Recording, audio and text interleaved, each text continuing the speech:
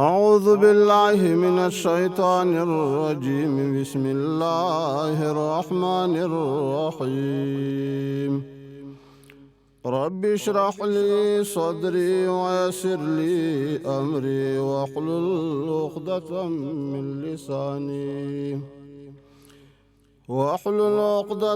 من لساني يفقه قولي. سبحانك لا علم لنا إلا ما علمتنا إنك أنت العليم الحكيم. وما توفيقي إلا بالله عليه توكلت وإليه أنيب.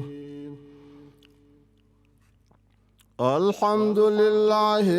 رب العالمين الرحمن الرحيم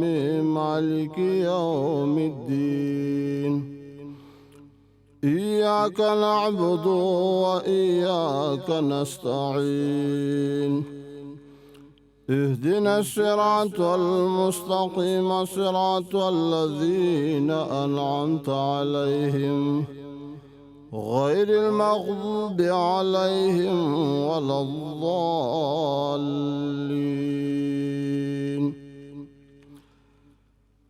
قرآن کریم سورة فاتحة اصل د الله سبحانه و تعالی د کلام مزایا او هغه خصوصیتونه چې الله سبحانه و تعالی په خپل کلام کې ذکر کړي دي هغه ډېر زیات دي. چون من اراده داده چې د الله سبحانه و تعالی کلام دغه تفسیر او ترجمه پروانه ژبه باندې او دارنګ په اسانه لهجه باندې داوشي، بالخصوص هغه زنانه خويند چې هغه په کورونه کې دي او دارنګ ډېر په مشکلاتو فقط تفسیری مشکلات باندې پاغه باندې نه پويږي. د قران کریم د روانه اول دغه مقصد زده کی او د هر صورت لن مقصد او به دا غي نرسته د قران کریم د آیاتونو هغه لفظي ترجمه او دارنګ مطلب زکه چې دام ډیر زیات انتهایی د الله سبحانه و تعالی کلام دې کې لفظ کې چې کله سړی ګوري یوازې په بسم الله کې د بسم الله تفسیر چې سړی کوي کامل طریقې سره پاغه باندې ډیر زیات انتهایی وخت لګيږي. او به سورته فاتحه دا خو به د قران کریم اولنې سورته د دینه شروع د زبې صرف لړل مقصد وامه او ترجمه دا غیب کو. اولنه دا بسم الله دلته شروع کیږي او د بسم الله نه وروسته به الحمدلله سوره فاتحه دا و آیاتونه دي او د دې ډېر زیات نمونه دي د دې سورته. دغه ټول نمونه نه دا معلومیږي چې شرافت د دې سورته معلومیږي. سورته شفا دي ته ویل کېږي د شفا سورته، یعنی معنا غو سورته چې هغه شفا ده. ټول قران کریم شفا ده. خدای الله سبحانه و تعالی کلام هر لفظ هغه دوا ده او دارنګ شفا ده. او به سورته فاتحه دا به یقیني شفا ده. یو آیات په لحاظ باندې و آیاتونه دي قران کریم کې الله سبحانه و تعالی د دې باره کې فرمایي چې دا سبع المثانی دي و آیاتونه دي مکرر. لړ مقصد د دې لپاره دا دی د سورته فاتحه چې الله سبحانه و تعالی په دې کې هغه معظمه غلوی قسمونه او لوی مضامین چې رسته قران کریم کې ذکر کوي په مختلفو سوراتونو کې هغه ټول ته په بسم الله کې او به بسم الله نه رسته په سورته فاتحه کې په دې کې وته ډیره زیاته اشاره و. الله سبحانه و تعالی اولنه الحمدلله رب العالمین سره معنا دا چې الله سبحانه و تعالی دغه صفاتونو چې هغه صفاتونه د الله سبحانه و تعالی د ذات سره او دارنګ د الله رب العزت علم سره دې ټول سره مناسب دي هغه صفاتونه د کمال صفاتونه دي او دارنګ د نقایص او د عیوب نه پاک صفاتونه دي هغه د چا د پاره دي هغه لله رب العالمین هغه د یو الله سبحانه و تعالی د پاره دي د دې وجنه د قران کریم اصل کې علماء د قران کریم کې شپږ غټ غټ مضامین دي لوی لوی مضامین قران کریم کې چې ذکر شوی دي هغه شپږ مضامین دي اولنې مضمون د قران کریم غټ لوی مضمون هغه توحید د الله سبحانه و تعالی یواله ده چې الله سبحانه و تعالی یو ده او الله رب العزت څنګه چې په ذات کې یو ده دغه په صفاتو کې یو ده د الله سره شریک نشته دویم مضمون چې قران کریم کې ذکر کیږي هغه رسالت د نبی له سلام اثبات الرساله د رسول الله صلی الله علیه وسلم د رسالت اثباتی او داغه وجه دا چې اصل کې د قران کریم محوري او اصلي مسله مقصود چې دی هغه توحید د الله سبحانه و تعالی دی د الله سبحانه و تعالی یواله دی او اثبات رسالت دا ځکه ډیر لازم دی چې نبی له صلوات و سلام مبین د توحید دی د توحید بیان څوک کوي نبی له صلوات و سلام کوي نو د دې وجه نه رسالت د نبی له صلوات و سلام دا لازم دی او دریم قران کریم کې احکام ذکر کیږي د حلال او د حرامو دا کوي دا مکوي سوره بقره کې به دا ډیر راځي او څلورم مضمون چې قران کریم کې ډیر زیات زور دی په هغه باندې هغه ته مسله د قیامت وای د الله سبحانه و تعالی د مخلوق ته چې دا مخلوق پیدا کړی دی او د دې سره به د قیامت په ورځ باندې حساب او کتاب کوي او الله سبحانه و تعالی به دته د نیکو اعمالو او د بدو اعمالو هغه بدلی ور کوي نو مسله د قیامت دا ذکر کیږي او پنځم قران کریم کې بل مضمون چې ذکر کیږي هغه مضمون هغه ته علما تخویف وي تخویف معنی يرول کله به تخویف دنیوي او کله تخویف اخروی یعنی معنی دا ده چې الله وای دا کار مکوئ کنه د الله عذاب به باندې راشي یا به باندې دنیا کې راشي یا به باندې قیامت کې راشي د تخویف وي او شپږم بشارت او تویزره دا د پاره د منونکو د توحید څوک چې د الله سبحانه و تعالی توحید مني د الله یواله مني او رسالت د نبی له صلوات و سلام مني او دغه مخکنی احکام مني دا غوي د پاره بشارتي بشارت معنی زیره خوشخبری دام دوه قسمه کله دنیوي کله اخروی دنیا کې بشارت ورکړي چې دا احکام دی ومنل د الله دنیا کې به الله رب العزت تا خوشاله کې او تا باندې بخه حالت راولي او دارنګ کله بشارت او اخروی چې قیامت کې به الله سبحانه و تعالی تا ته انعامات درکې او الله سبحانه و تعالی پتا ناراضي شي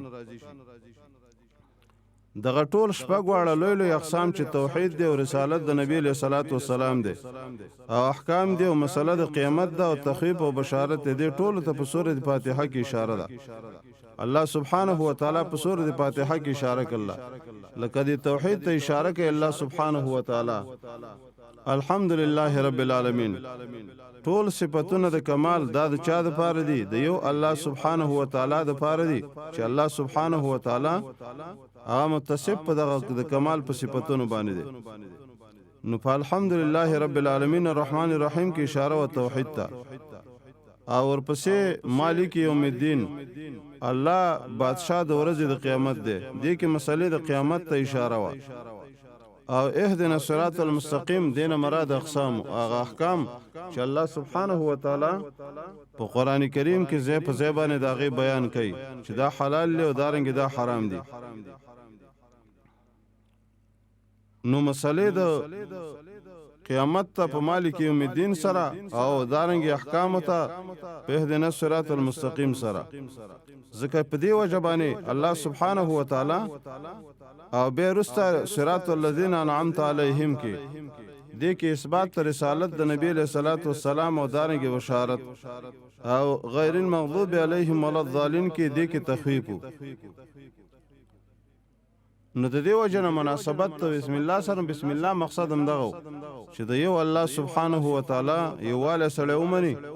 او د یو الله سبحانه و تعالی هغه مسله د توحید چې په قران کریم کې الله سبحانه و تعالی ذکر کړی دا نو داغه پاغه باندې عمل وکي او هغه ومني نو مناسبت د بسم الله سره مخکاره شو د بسم الله معنی دا ده بسم الله الرحمن الرحیم بسم الله خاص پنوم د الله تعالی باندې شروع کوم الرحمن چې به حد مهربان دی ډیر زیات مهربان دی رحیم او یا عام مهربان دی رحیم خاص مهربان دی عام مهربان دی او خاص مهربان او یا معنی دا ده چې به حد مهربان دی رحم د الله سبحانه و تعالی خو دی نو په بسم الله کې هم دغه مسله وا یا دویم دا ده چې قران کریم ټول قران کریم د مضامین په لحاظ سره چې هغه مضامین چې الله سبحانه و تعالی په قران کریم کې ذکر کړي دي په هغه کې الله سبحانه و تعالی دا قران کریم څلور حصو ته منقسم دي اولنۍ حصہ د سورته بقره نه واخله سورته انعام پورې ده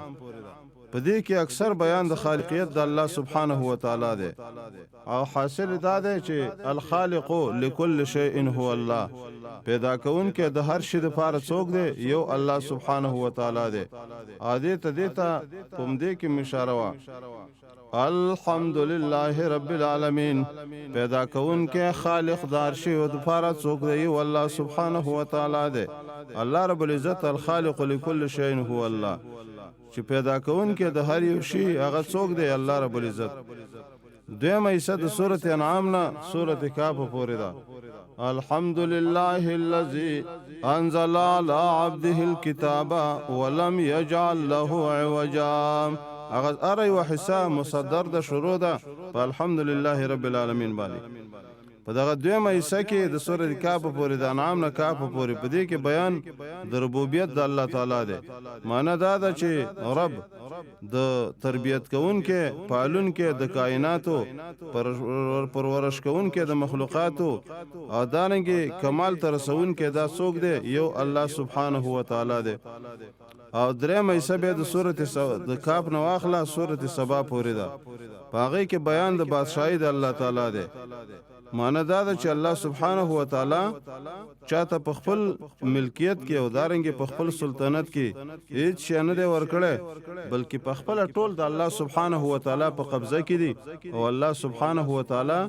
چاته کوم واک نه ورکړي او څلورمه حصہ د سورۃ سبا نه اخره پورې په دې کې نه په د شفیع قهری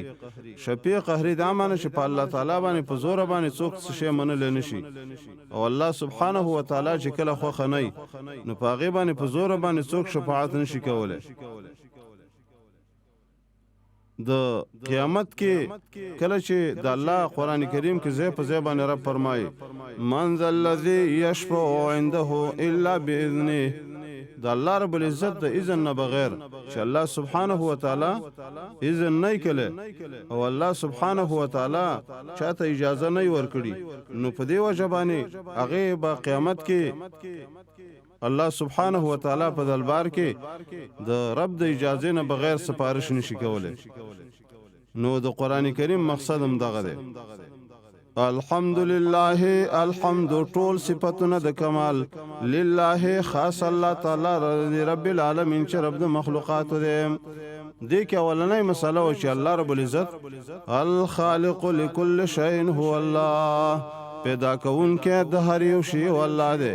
یو الله سبحانه و تعالی دی چې پیدا کون کې دار شي الحمدلله ټول صفاتونه د کمال لله خاص الله پاک لره دی رب العالمین چې رب د مخلوقات دی الحمدلله د دینه وصف مشهور د الله سبحانه و تعالی مراد دی چې هغه خالقیت د الله سبحانه و تعالی دی او به رب العالمین رب د ټول مخلوقات دی عالمین جمع د عالم ده هغه مخلوق ته ویل کیږي هغه چاته چې پاغه باندې مخلوق معلومیږي او دارنګي څومره مخلوقات چې دي که هغه عالم دی چې هغه په اسمانونو کې دي بره په اسمانونو کې او هغه عالم دی چې هغه په ځمکو کې اوسېږي او که په فضا کې دي په دې ټولو کائناتو کې دا ټول څوک دی د دې تربیت کوونکی او پالونکی څوک دی یو الله سبحانه و تعالی دی الله سبحانه و تعالی د تربیت نه بهاري څوک هم نشته دا ټول الله سبحانه و تعالی ته محتاج دي په تربیت کې او الله سبحانه و تعالی پیدا کړی دي او الله سبحانه و تعالی د ټول مخلوقات څخه کوي د دې پالنه کوي الحمدلله ټول صفاتونه د کمال لله خاص الله پاک لره دي رب العالمین چې رب د مخلوقاتو تربیت کوونکی او پالونکی د مخلوقاتو دی د ټول مخلوقاتو الرحمن ډیر زیات مهربان دی الرحیم او ډیر زیات رحم کوونکی دی الله سبحانه و تعالی یا عام مهربان دی معنی دا د دنیا کې کافرو له عمر کوي دارنګ مسلمانانو له عمر کوي او الرحیم خاص مهربان قیامت کې مؤمنانو له ور کوي او دارنګ کفارو له هغه ته به سزا ور کوي هغه له نعمتونو نه ور کوي نو رحمان د دنیا سره متعلق دی او رحیم د آخرت سره یا دواړه د مبالغې صيغې د معنی دا ده چې الله سبحانه و تعالی الله رب العزت په دې ټولو هر شی باندې په دې باندې پويږي او الله سبحانه و تعالی سره د دې ټولو واک شته دی چې الله رب العزت دې ته ورکي مالک یوم الدین الله پاک مالک یوم الدین بادشاہ د ورځې د قیامت دی د قیامت مالک یوم الدین الله بادشاہ د ورځې د قیامت دی مالک یوم الدین بادشاہ د ورځې د قیامت دی مالک واکمن ته وای اختیارمن ته وای او الله سبحانه و تعالی اختیارمن دی د دې ټولو شیونو اختیار او واک د چا سره دی د یو الله سبحانه و تعالی سره دی به یوم الدین ذکر کړ یوم الدین معنا ورځ د قیامت چې د قیامت د ورځې قیامت کله چې الله سبحانه و تعالی مخلوقات را جمع کړي او قیامت ته راولي د دې سره به د نیکو اعمالو او دارنګ د بدو اعمالو داغه حساب به کتاب به چا سره کیږي د مخلوق سره کیږي او دارنګ هغه عمل نامې چې دنیا کې کوم اعمال کړي او هغه ملائکه لیکلي فرشتو هغه به قیامت کې الله سبحانه و تعالی راخاره کی نو مالک یوم الدین معنا بادشاہ د ورځې د قیامت دی یعنی معنا بادشاہ د ورځې د جزا دی دغه بدلی ورځ چې الله سبحانه و تعالی په کې انسانانو تصور کوي بدله ور کوي د نیکو اعمالو بدله به ور کوي دارنګ د بدو اعمالو مالک یوم الدین بادشاہ د ورځې د قیامت دی قیامت د ورځې بادشاہ مالک څوک دی یو الله سبحانه و تعالی د قیامت بادشاہي د چا ده د یو الله رب العزت ته او حدیث کې راځي چې قیامت په ورځ باندې کله چې دا ټول مخلوقات را جمع شي او دا مخلوقات به ویځي کې ولاړی او الله سبحانه و تعالی دا به आवाज وکي لمن الملك اليوم چې دنیا کې خواري وسړی ولاړو چې والد بادشاہي د پاره چې زما بادشاہي ده زما حکومت ده زما اقتدار ده زما زور ده زما افراد دي لمن الملك اليوم نن بادشاہي د چا ده نن د چا واک ده د چا بادشاہي ده وای او با دارنګي आवाज ووشي لمن الملك اليوم نن بادشاہي د چا ده اين ملوک الارض د زمکه غ بادشاہان څه شول او د ارض نه به आवाज کیږي فرشته به आवाज کوي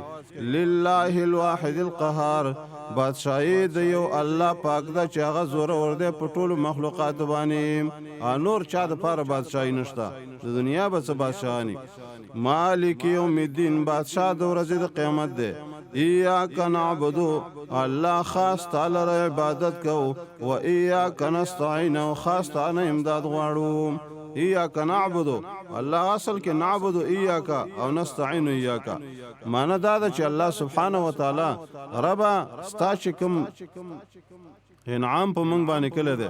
او زمونږ تربیت ته کله ده زمونږ پالنه ده کله ده مونږ دې پیدا کړي نو الله سبحانه و تعالی عبادت و مونږ صرف ساکو او دارنګ امداد بم صرف د تانه غواړو عبادت یوازې دغه مونږ نه ویل کېږي مونږ عبادت ته سر ټټول عبادت ته او دارنګ الله سبحانه و تعالی په حاجات کې را بلل دیتم څه دیتم ویل کېږي عبادت یعنی دا د عبادت اصل کې په عبادت کې شیخ الاسلام ابن تیمیه رحمت الله علیه او دارنګ ابن قیم رحمت الله علیه و عبادت چې د العبادت تجمع اصلین غایه الحب ما غایه الذل و عبادت اصل کې دوه شیونه دي پکې یو انتهایی ذلت او بل دارنګ هغه انتهایی محبت ته چې الله سبحانه و تعالی ته بزانم ذلیل کې او دارنګ الله سبحانه و تعالی ته سره بمینا هغه مینه بم د چا سره کې د الله سبحانه و تعالی سره کې نو په دی وجه باندې د الله رب العزت نه بغیر د رب نه بغیر هغه ټولو افعالو کې هغه اختیاري دي او دارنګي که غیر اختیاري دي. اختیاري افعال یعنی معنا هغه کارونه چې د انسان په اختیار کې دي په دې کې انسان الله ته محتاج دی او کوم چې غیر اختیاري دي په دې کې خو الله رب العزت ته یقیني محتاج دی. اهل سنت والجماعت عقیده هم دا چې الله تعالی خالق دی او بنده ته چې کله نسبتونه دګدي کیږي نو بنده صرف کاسب دی یعنی کسب د فعل الڅوک کوي الله سبحانه و تعالی کوي. خلق د فعل چا کړی دی الله رب العزت کړی دی. رب ته چې کله نسبت ته فعل کیږي دا په اعتبار د خالقیت سره چې خالق الله رب العزت دی او عبد بنده ته چې کله کیږي دا په اعتبار د چا سره د کسب سره ځکه کسب عبد کوي یعنی معنا الله رب العزت اختیار ورکړی دی دته انسان ته اختیار ورکړی دی نو په دې وجه باندې هغه افعال اختیاریه دي او که افعال اختیاریه نه دي. کومه عقیده چې په خوا زمانه کې د معتزله عقیده و چې نحن مختارون فی افعالنا و ارادتنا دا غلطه نظریه و. ایاک نعبد و ایاک نستعین معنا دا ده ایاک نعبد الله خاص تعالی را عبادت کو و ایاک نستعین او خاص تعالی امداد غواړو. الله بندگی مستا کو سجده بم تا ته کو سر بم تا ته ټیټو د دې وجنه په اتفاق د ټول امت باندې د الله سبحانه و تعالی نه غیر بل چاته سر ټیټول نشتا. یو الله رب العزت ته بسړې سر په سجده باندې کړي او الله سبحانه و تعالی ته بسر ټیټي. حدیث کې راځي رسول الله صلی الله علیه وسلم فرمای وای که د الله تعالی نه بغیر بل چاته سجده جایز وي لامرت المرأه ان تسجد لزوجها ما به خزه ته حکم کړو چې خپل خاوند ته سجده کوي ځکه چې د خاوند حق ډیر زیات دی خو سجده د الله سبحانه و تعالی د ذات نه بل چاته نه ده جایز نو د دې وجنه الله رب العزت سجده د خاوند ته نه ده جایز کړي. و ایاک نستعین الله خاص تانه امداد غواړو الله امدادم غواړو تانه. یو امداد ده د اسباب معنی دا ده یو چاته ما ته کارنه راکا ما ته لرګی راکا ما ته روپۍ راکا ما ته دار کی دغه ته ویل کېږي دې ته د اسباب ده دې ته ما تحت الاسباب وي. یو امداد ده ما فوق الاسباب اسباب نشته او دارنګي ته چې ما ته دار راکا نو د دې وجنه نو مراد د استعانت نه هغه استعانت ته هغه امداد ده چې هغه ما فوق الاسباب وي. نو په لحاظه په دې وجه باندې چې قران کریم کې دا راځي چې ذوالقرنین ویلو فاعینونی بقوت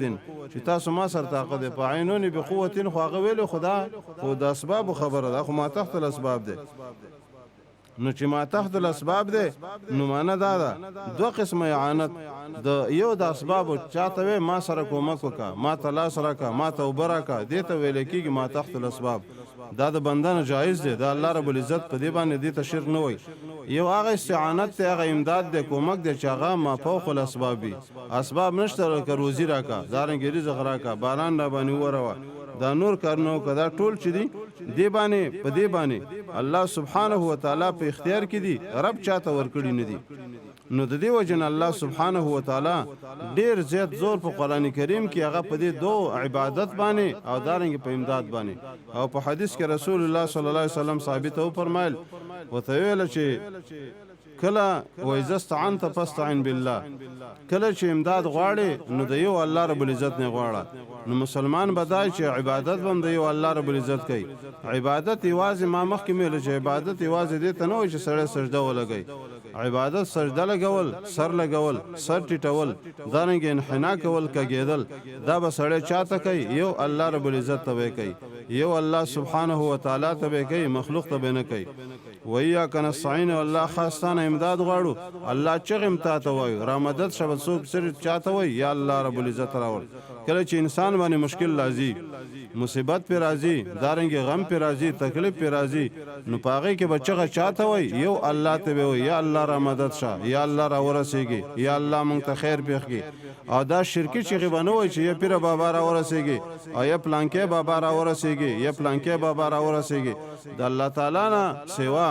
بل چاته چغوال دا شرک ته په اتفاق د امت باندې کله چې انسان د الله نه سوا بل چاته چغه وای کاغه ارسو کی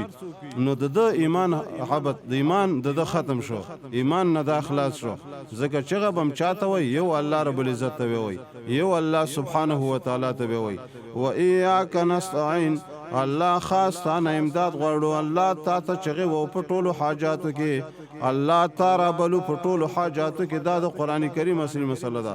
اهدنا الصراط المستقيم الله وخه مونږ ته یو معنا دادا روان کې مونږه اهدنا روان کې مونږه په لار برابر صراط المستقيم په لار برابر اصل کې هدایت د الله سبحانه و تعالی چې کوم احکام را لګلي دي داغه خودل او دارنګ کوم عقیده چې الله سبحانه و تعالی را لګلي ده داغه خودل او الله سبحانه و تعالی هغه طرف ته چې کوم احکام رب را لګلي دي او څه چې الله رب العزت ته انسان نغواړي هغه تلار خودنه کول دي ته ویل کېږي دي ته هدایت ویل کېږي په اسانه معنا باندې اهدنا الصراط المستقيم روان کې مونږه یو خه مونږ ته صراط المستقيم لار برابر لار هغه چې لار د قران کریم ده قران کریم کې په ځای سورہ انعام کې راځي وان هذا صراط مستقيما فاتبعوه یقینا دا قران کریم الله و ازما برابر لار ده فاتبعوه دې پس روان شي دی قران کریم په روان شي د دې لپاره چې کامیاب شي او الله هم کامیابی ته ورسوي اهدنا الصراط المستقيم الله مضبوط کې مونږه په لار برابر باندې الله وخه مونږ ته لار برابر صراط والذین چلار دها کسانو دا انعمت علیهم چتا پرځونه کړي د پاغي باندې دا بیان د دریو ډلو الله سبحانه و تعالی درې ډلې په سورته فاتحه کې ذکر کړي اولنې ډله هغه د منعم علیهم صراط الذين منعم هغه څوک دي هغه په سوره نساء کې راځي من النبیین والصدیقین والشهداء والصالحین انبیاء علیهم الصلاۃ والسلام دي دارنګ رښتیا ویونکي دي صالحین دي نیکان بندگان دا د نیکانو ډله صراط والذین چلار دها کسانو دا انعمت علیهم چتا پرځونه کله د علیهم پاغوی باندې نعمت کله د پاغوی باندې چې پیغمبران دي صالحین دي صدیقین دي شهدا دي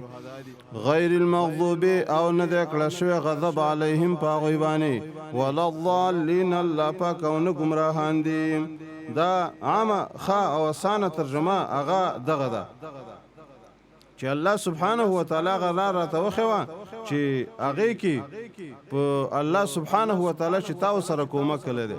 او تا په انعامات کړي دي صراط الذين انعمت عليهم او رب داغه چا د لارې نه مساته چې هغه باندې غضب شوی دی اصل کې دا درې ډلې دي اوله ډله ماته د نیکانو خلکو دویمه ډله د مغضوب علیهم ده مغضوب علیهم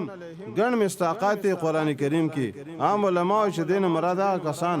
هر هغه څوک چې د الله خلاف کوي د الله نه سوا بل چا تر مدد شوی بابا را بلی ولی ته چغي وای انبیاء علیهم السلام ته چغي وای جنات او پیرانو ته چغي وای نو دای کسانو باندې زړه غضب شوی دی دغه یو مستحق دی دارنګ يهودي مستحق دي چې يهود هغه څوک دي هغه مغضوب علیهم دي د الله رب العزت الله سبحانه و تعالی احکام ونه منل نو پاغوی باندې غضب وشد الله پاک غیر المغضوب د دې وجنه علما نه دا نقل چې مغضوب علیهم څوک دي دا يهودي او هم اليهود الذين عرفوا الحق ورفضوا هغه خلک چې حق او پیژنته هو نه مانه هغه وګرځاو او دارنګ عمل پیونه کو او د ظالمین مراد نصارا دي الذين جهلوا الحق هغه خلک چې حق ونه پیژنته همدغه صفات شول دایمي مساقات دي او هغه څوک چې هغه د الله سبحانه و تعالی هغه صحیح دین قران کریم کې او په حدیثو کې به د دې ډېر زیات مساقات ذکر دي چې غضب د الله سبحانه و تعالی په چا باندې کیږي او دارنګي سبب اسباب د گمراهۍ چې هغه د الله هدایت پرې د لکه سورۃ بقره کې بمراشي الله سبحانه و تعالی به فرمای چې کوم انسانان چې هغه د الله د دین نه خلاف کوي هغه د الله پاک را لګل شوی احکام پرې دی او دارنګ په نورو پس روان شي ندامي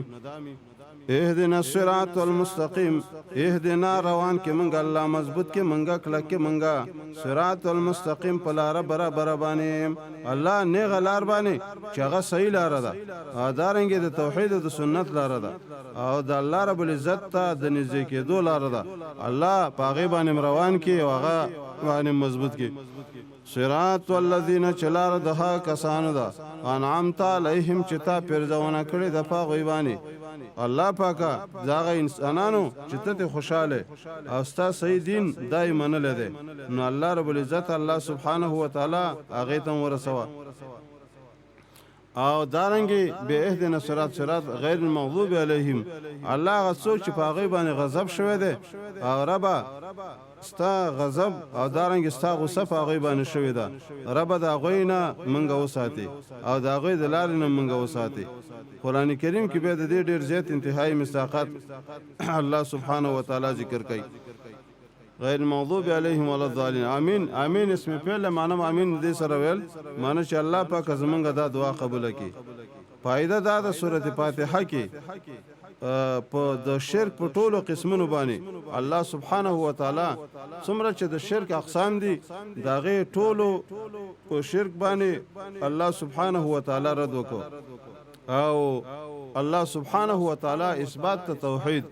چې هغه څومره د توحید قسمونه دي داغه اثبات الله سبحانه و تعالی هغه په دې صورت کې وکړو بسم الله کې دې ته اشاره او مناسبت د بسم الله او د فاتحه معلوم شو چې هغه د الله سبحانه و تعالی معرفت او د الله سبحانه و تعالی هغه توحید او د الله سبحانه و تعالی راضي کېدل بسم الله الرحمن الرحیم الف لام میم ذالک الکتاب لا ریب فیه هدى للمتقین سورۃ بقره ده سورۃ بقره مدنی سورۃ ده مدینه منوره کې نازل شوې ده قران کریم کې د ترتیب په لحاظ باندې دویم سورۃ ده او نزول کې تقریبا 8 ایم ده آیاتونه د سورۃ بقره چې دي 200 آیاتونه دي او څولېخ تقریبا په دې کې رکوګانې دي سورۃ بقره په لغت د عربی کې بقره غواته ویل کېږي د سورۃ کې الله سبحانه و تعالی د بنی اسرائیل د بقره د غوا ذکر کړی دی نو دې ته ټول سورۃ هم دغه نوم کې خوذل شو دا وجه تسمیه ده دا نومونه د سوراتونو چې دي او دارنګي قران کریم کې چې څومره سوراتونه دي بقره دا او دارنګي فاتحه دا, دا نور دي دا ټول توقیفي دي توقیفي معنی دا د نبی له صلوات و سلام نه دا نقل شوی دي رسول الله صلی الله علیه وسلم نه د دې نقل لاغله ده رسول الله صلی الله علیه وسلم نه دی وجنه دا د قران کریم د الله سبحانه و تعالی د کلام سره دا منافی نه ده حجاج ابن یوسف په دې باندې خپه کېده هغه بداویل چې تاسو سورۃ بقره ته بقره مې وای ځکه غواته وای د څه وای چې هغه سورۃ چې په دې کې د بقره واقع ده دا د خپل یو فهمو چې د نور قران کریم کې الله سبحانه و تعالی کوم سورۃ چې دا مشهور نمونه سره د سورۃ البقره دغه نور نمل وغیرہ دا ټول توقیفي دي نبی له صلوات و سلام نه دا نقل شوی دي نو چې کله نبی له صلوات و سلام نه نقل نه معنی په دې کې کوم مضایقه نشته شرافت او دارنګ فضیلت سورۃ بقره غدا ده حدیث کې راځي ابو امامه رضی الله تعالی عنہ فرمایي وای ما د نبی له صلوات و سلام نو فرمایل اقرأوا القرآن قرآن کریم لولی تاسو فإنه یاتی یوم القیامت شفیعا لاصحابه د قیامت په ورځ باندې با دا شفاعت کوي او دارنګ سفارش وکړي د خپل ملګرو لپاره اقرأوا الزهراوین هغه دوه پړقیدون کې سورتونه لولي البقره و آل عمران سورۃ بقره او سورۃ آل عمران فإنهما تأتيان يوم القيامة یقینا دا براشي په ورځ د قیامت باندې کأنهما غمامتان د سبای لکه دوا چتري او دارنګ دو سوري دا بر رواني او بقره دا ولولي مشکات کې حدیث ته چې سورۃ بقره ولولي فإن أخذها بركة وتركها حسرة چې د دې زده کول او دارنګ په دې باندې عمل کول په سورۃ بقره باندې دا برکت دی او د دې پر خدل ندامت دی سورۃ بنکور کې وای سورۃ بقره چې لوستل کیږي دغه کور وای د اسمان والا ته دسه زلیږي او دسه پړقېږي لکه څنګه چې د ځمکې والا ته د اسمان ستوري پړقېږي اول حدیث کې دام راځي چې شیطانان به دغه کور ته نه نږدې کیږي دغه سينورم ډیر زیات انتهایی فضایل دي مطلب لړ مطلب د دې صورت دا دی چې په دې صورت قران کریم کې ټولو سوراتونو کې وګورئ سورته بقره ده یعنی دا ډیر زیات وګورئ صورت ده بل دغه څه وګورئ صورت نشته دې کې ډیر زیات احکام الله سبحانه و تعالی ذکر کړي لن مقصد دا دی چې دا په دوه حصو باندې منقسم دي په اوله حصہ کې به الله سبحانه و تعالی رس براشي یا ایها الناس عبدوا اے د ټوله دنیا مخلوقات انسانانو او اے پیرانو یا ایها الناس عبدوا د یو الله عبادت وکي یو الله رب العزت تر مدد شوی وي د الله نه سوا د بل چا بندگی مکوي نو توحید او دارنګي رسالت د نبی له صلوات و سلام هغه به الله سبحانه و تعالی ذکر کی او په دویمه حصہ کې هغه به یا ایه الذین آمنو کتب علیکم القصاص دا غینبا هغه لوی معظم مضامین جهاد په سبیل الله انفاق په سبیل الله او دانګي هغه د زندګۍ او د ژوند تیرولو هغه احکام دا به کې الله سبحانه و تعالی دا به ذکر کی ابتدا کې الله سبحانه و تعالی لکه سورۃ فاتحه کې د غدرې ډلې ذکر شي تمهیدن داغه بیان به الله سبحانه و تعالی وکي او په اخره کې به هغه اصلي مسله چې مسله د توحید ده هغه به الله رب العزت ذکر کی او به په درې ځایونو کې الله سبحانه و تعالی په مستقل قسمونو باندې الله سبحانه و تعالی په جدا جدا قسم باندې اول کله چې الله رب العزت ذکر کوي سورۃ بقره 20 کې یا ایها الناس اے خلقو اعبدوا بندگی کوي عبادت کوي ربکم در ابستاسو د یو الله د کې نه په شرک په تصرف ده معنا دا چې الله سبحانه و تعالی نه غیر بل چا سره واک نشته او د الله سبحانه و تعالی نه غیر بل چا سره الله پاک چاته واک ورکل نه ده بلکې متصرف په ټولو مخلوقات کې هغه څوک دی یو الله رب العزت دی نو به الله سبحانه و تعالی به دویم ځل د پاره نه په شرک پیلی برابر کې یو سل درش به کی رب فرمای و الہکم الہ واحد کارساز تاسو معبود تاسو د عبادت لایق تاسو هغه څوک دی یو الله رب العزت یو الله سبحانه و تعالی دی او دریم په سورۃ بقره کې په 255 کې همدغه د آیت الکرسی کې الله لا اله الا هو الله پاکم دغه یو ذات دی د الله نه سوا بل څوک نشته او نور په کې به مضامین همدغه سي دا برازي نو دلته د الف لام میم راغله د ته حروف مقطعات ویل کیږي حروف مقطعات دا د تقطع نه د تقطع ویل کیږي غوسول ته ان دا ار یو حرف چې دی بیل بیل ویل کیږي الف بیل ویل کیږي لام بیل ویل کیږي میم بیل ویل کیږي د کی غني معنی علما کوي د تفسیر په لحاظ سره خمانه دا د اسانه معنی کومه د ذکر لپاره چې معنا د الف لام میم دا ده الف لام میم الله پاک خپويږي په معنا د حروف باندې چې مقصد وي د الله زمونږ په ایمان دی الف لام میم الله پاک خپويږي په معنا د حروف باندې چې مقصد وي د الله زمونږ په هغه باندې ایمان دی هغه مونږ منو او په هغه باندې عقیده ساتو ذالک الکتاب دا کتاب دا قران کریم لا ریب نشته د شک په دې کې هدن هدایت للمتقین د پاره د پرهیزګارانو ذالک الکتاب دا د تعظیم شان د وجنه هاذا الكتاب نو لذالک الکتاب د عظمت شان د وجنه الله رب العزت په ذالک سره ته اشاره وکړه ذالک الکتاب والکتاب نو مراد قران کریم دی دا قران کریم دا د الله سبحانه و تعالی عظیم کلام لا ریب شک نشته په دې کې لا ریب ایمانه دا چې دا محل معنی دا چې دا د شک زین دی اگر کو کفار په کې شک کوي او دارنګ بيدینه خلق په دې کې شک کوي د الله په کلام کې لا ریب معنی دا چې دا زید شک نه دی محل شک نه دی او یا معنی دا چې لا ریب په معنی دلته لا ترتاب په شک په کې مکوي اگر کو کفار په تاسو په شک مکوئ دا محل ریب نه دی شک نه دی لا ریب فیه شک نشته په دې کې هدن هدایت للمتقین لپاره د پرهیزګارانو هدن هدایت ته للمتقین لپاره د پرهیزګارانو د دې معنی دا ده چې هدن هدایت علماء وای دلته اصل کې معلومه شه صفت د متقینو نبی علیہ الصلوۃ والسلام د قیامت پر ورځ باندې الله رب العزت وای امر وکي او یو आवाज کوونکی ته اعلان وکي چې دنیا کې الله سبحانه و تعالی وای ان جعلت نسبا دنیا کې ما یو نسب مقرر کړو د ځان لپاره وجعلتم نسبا او تاسو نسب مقرر کړو ما ویل چې متقین معزز دي هغه څوک چې د الله سبحانه و تعالی نه یریږي او تاسو ویل پلانې زوی د پلان کې دي نن بزه اليوم ارفع نسبي نن ز خپل نسب دا څنګه چې د الله د شان سره مناسبي الله د نسبونو نه پاک دی الله سبحانه و تعالی معناغه مخلوق شرف پیدا کړل دی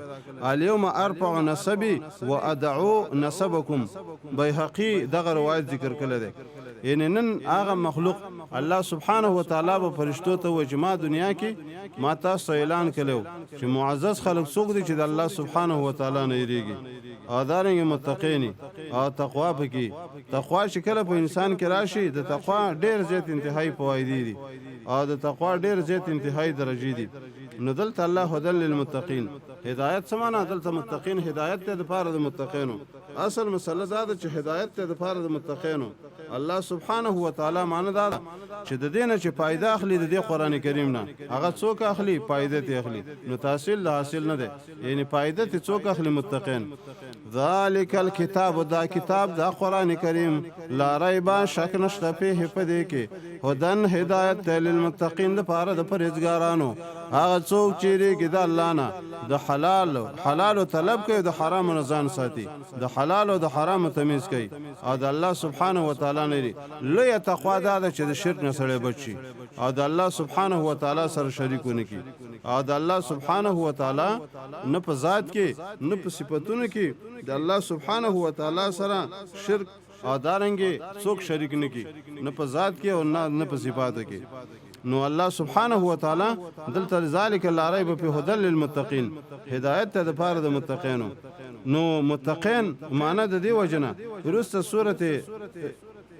شورا کې مرضی الله سبحانه و تعالی التوی یهدی الیه من ینیب د دین مراد انابت والا نو متقیمانه انابت ور چا کې انابتي هغه انابت چې رجوع الله سبحانه و تعالی ته او الله سبحانه و تعالی ته به انابت هغه ته الله سبحانه و تعالی هدایت کوي او الله سبحانه و تعالی هغه ته فضیلت ور کوي او فائدہ د قران کریم هغه دا ور کوي